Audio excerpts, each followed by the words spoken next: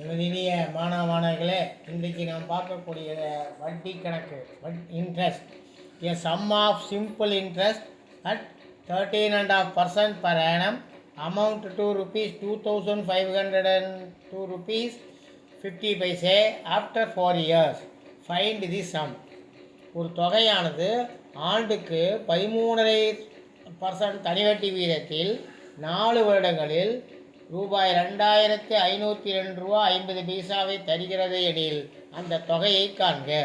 அதாவது அசல் கேட்குறாங்க, மொத்தம் கொடுத்துருக்காங்க 2502.50 காலம் டைம் கொடுத்துருக்காங்க 4 வருஷம்னு 13.5% இன்ட்ரெஸ்ட் கொடுத்துருக்காங்க. அப்போ வட்டி வீதம் பெருக்கல் ஆண்டு, வட்டி ரேட் ஆஃப் இன்ட்ரெஸ்ட் பெருக்கல் இயர் சமம் 13 பெருக்கல் 4.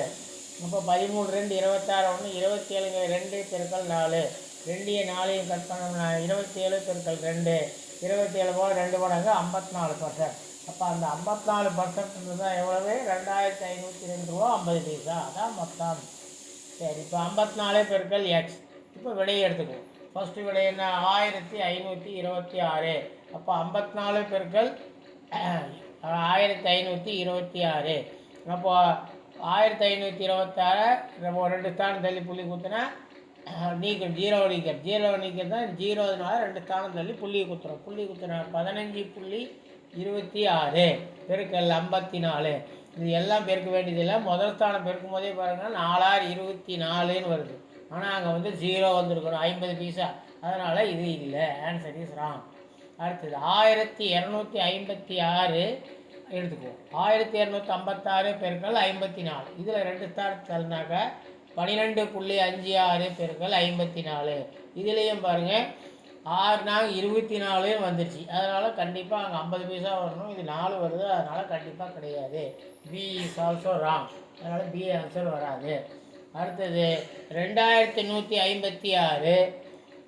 அது எடுத்துக்கிட்டா 54 பெருக்கல் 2156. அது 2 ஸ்தானம்னா 21.56.